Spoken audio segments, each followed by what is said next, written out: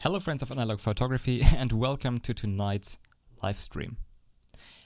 This live stream is all about batch processing your DSLR scans in Photoshop. Why batch processing your DSLR scans?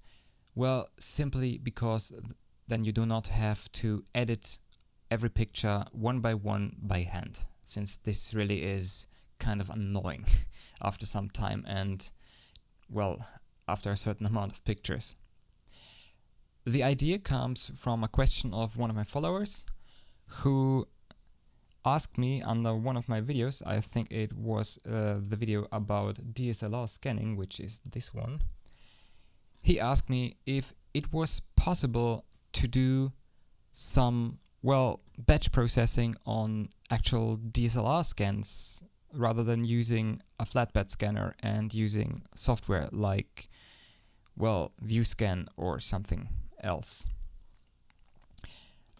Okay, so let's run the intro and then we're gonna start right into creating our action and doing some batch processing for our, well, DSLR scans.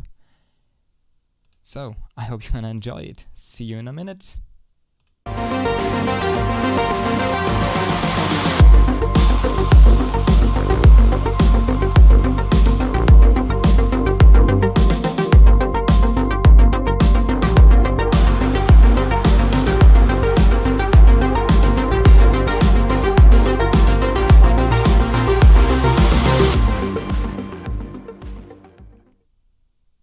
And here we go again. Okay, so welcome back.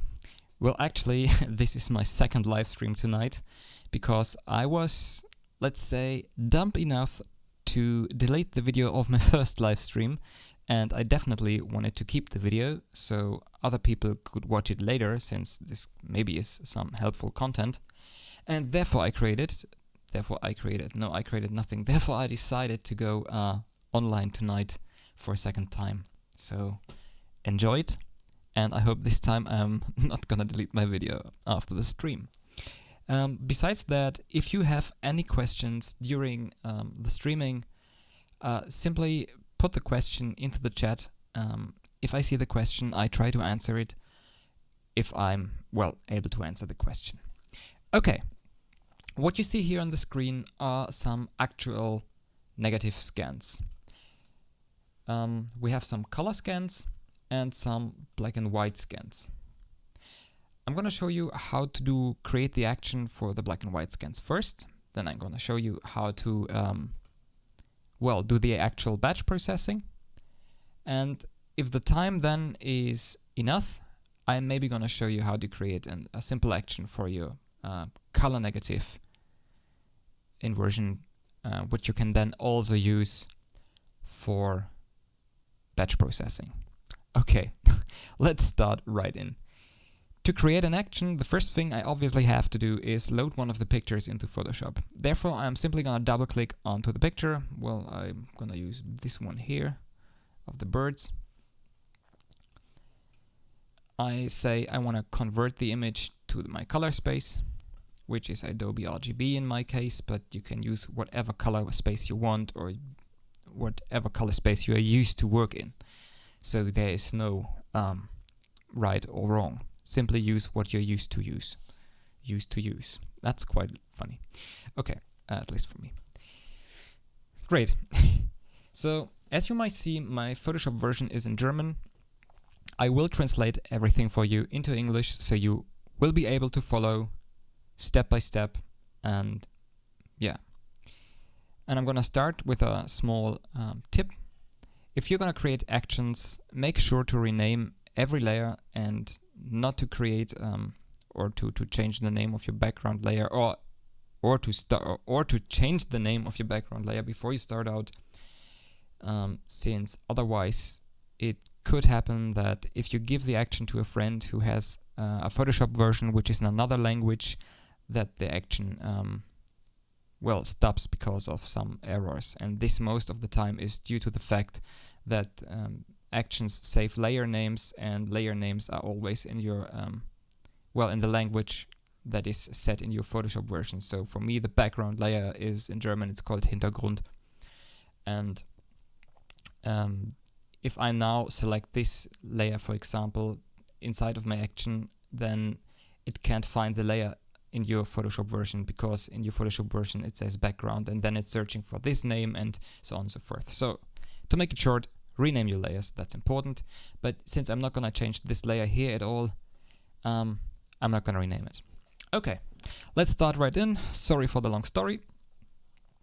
First thing we're going to do, we go to our actions window. And if you cannot see this window, if it's closed and totally out of your sight, go to window here and say actions. And then this window should pop up. Maybe you find some standard actions in here, or you already have some actions in there, then, well, you know how to use this window. For those of you who do not know how to use the window, simply create a new folder. I call this folder tutorial for tonight, tutorial. And inside of the folder, I'm gonna create an action and call it BW dash, is it a dash? I have no idea. BW minus invert. I think the dash was the other thing, sorry. And I hit record. So now the action already started recording. Let's create our inversion. Therefore, I'm gonna create a new layer, which is an adjustment layer. It's a curves layer. Curves layer. And I'm gonna invert the image with the curves layer. Yeah, this already looks great. No, just kidding, it's not great. Next thing I'm doing is creating another curves adjustment layer. But before that, I'm gonna rename this layer to inversion. Cool. Now create another curves layer. And here you can see the auto button. Now, we're gonna use this auto button. What this auto button is doing, it is calculating the contrast for you. And you will choose how it's calculating the contrast. And since our DSLR scans usually come as RGB files and not as grayscale files, we're gonna use the method of enhancing the contrast per channel.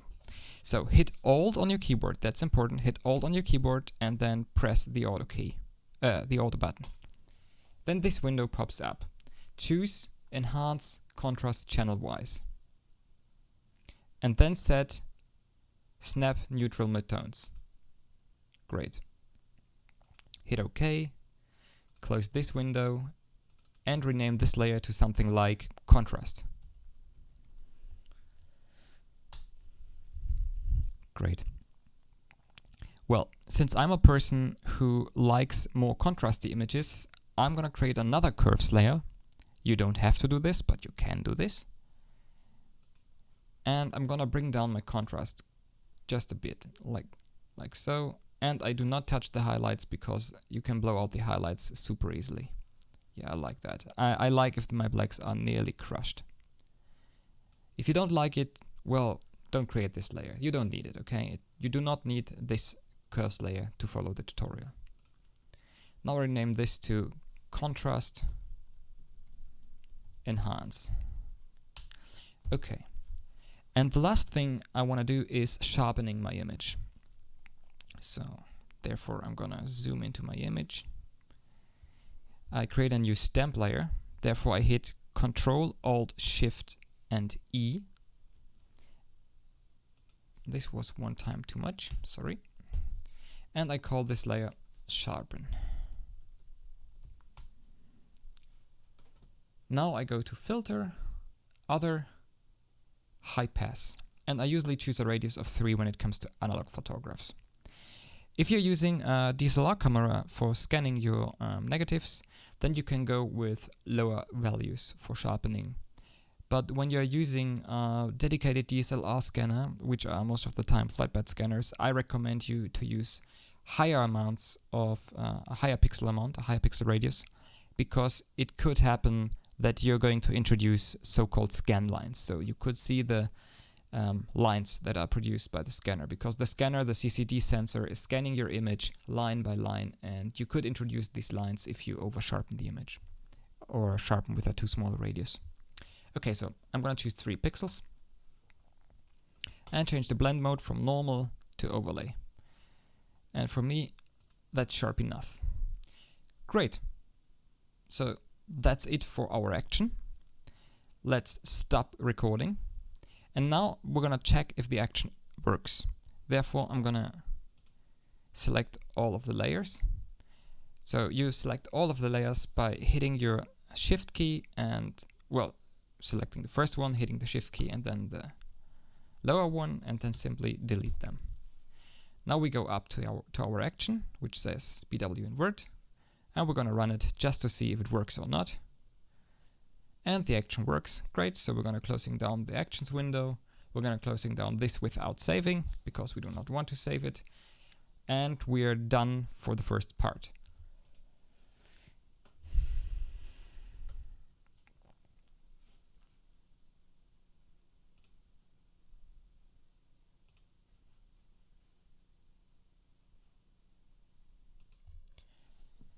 Now, in the second part, I will show you how to actually use your just created action for batch processing.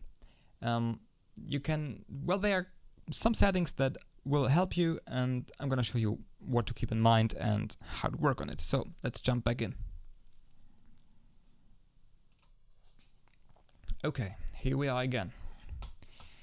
Now, first thing is you go to your folder where you store all of your images, I mean the images you want to batch process, and go in and select all of these images. You can select them one by one with hitting the Control key, or you do it as we just did it in Photoshop, hitting the Shift key, choosing the first image like this, hitting the Shift key and choose the last image, and it's selecting all images in between the first and last image. Okay. Next thing we're gonna do is we go to Tools, Photoshop, Image Processor. And here you have some options. I usually choose to save the images at the same location. That's why I chose this. Then you have the option to save it as JPEG or as a PSD file. Depending on your images, it usually is enough to save them as a PSD file. However, if you have some images where you already know that they will make some problems, for example with the contrast, or they have bigger spots or other problems, I recommend you to also save them as a PSD file. I just need to drink a moment, sorry. Great. The next thing you have to do is you have to check this box here, which says run action. And then you have to go in and to choose the action you have just created. We call the folder tutorial, and inside of this folder we created the action BW invert. Choose the action and run it. Now there will be automatically created 2 folders, one JPEG folder and one PSD folder.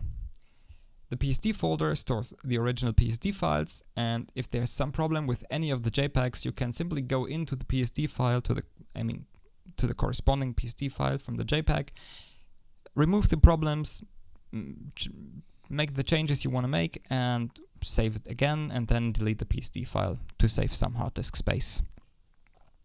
Great. Okay. The pictures should already be processed, so let's have a look at the folder. Okay, it's still processing the images, but we can already start having a look at them. Or is there an error message? Let's see. No, I don't think so. Oh, it's still processing, you see. Maybe it's because of the live stream.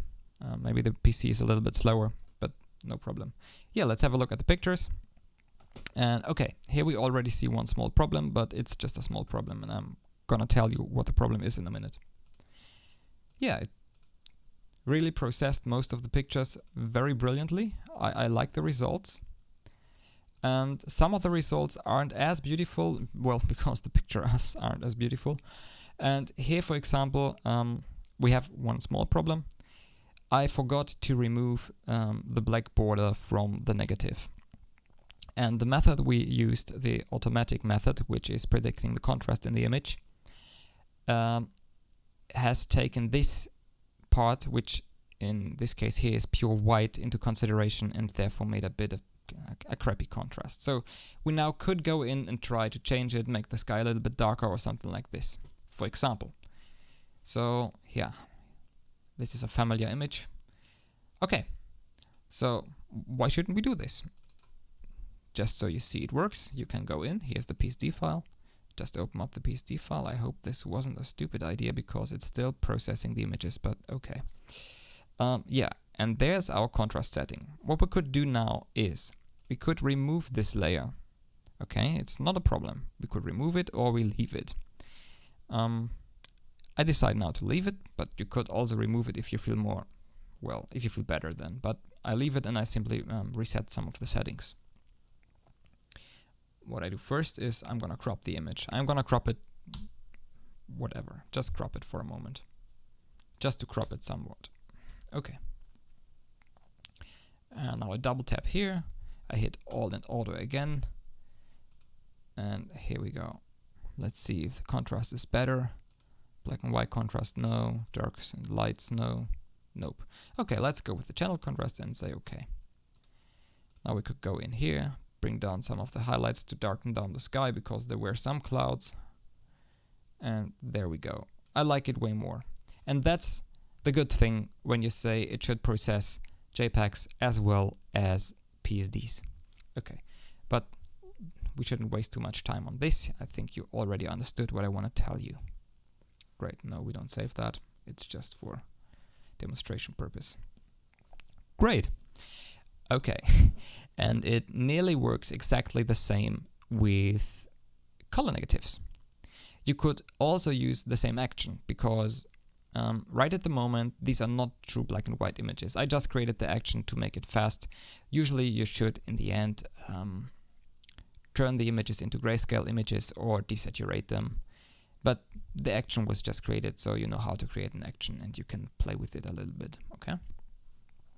Now let's go back to our image folder. Let's select some of the color images, and here are some things you should keep in mind, and you should have a, well, yeah, you should keep in mind and to get great results. So let's choose some of the images. I'm going to go with the portraits here. Great. Let's open them up in the raw converter first. I know these are TIFF files or RAW files or JPEGs or whatever you have, but please open them up in the raw converter. And here you all again choose all of the images. You can go here and say select all, or you simply hit Ctrl and A, or on a Mac it's Command and A, and select all of them. And what I then do before I process the images is I'm asking Photoshop, or Camera Raw in this case, to do an automatic white balance. And this works quite well. You wouldn't believe how well this works. It's removing a big part of the orange mask and helps a lot for a good looking result. So simply choose automatic. And that's it. Hit ready, finish, or whatever it says in English. Okay, that's it. The next thing we're gonna do is, again, we're gonna create, or we're gonna run the batch action. So we're gonna go in, Tools, Photoshop, Image Processor. Our settings should already be set, and simply hit Run. And I really hope this works now, because I didn't create this action especially for colored images, but it should work because I did not make it into grayscale images. Let's look into the folder, and here we go. It's great, wonderful. You already have some wonderfully converted color negatives. This works like a charm. So yeah, I really hope this is helpful for you. Yeah, I see we don't have too much people listening here. Maybe it's because of the time, or because I do not have too much followers. But if you have any questions, feel free to ask them in the chat now. If I do not get any question, I will, well, end this live stream, because, well, you know, we don't have to extend it unnecessarily long. So there don't seem to be any questions in this case. Well, I hope this was helpful for you.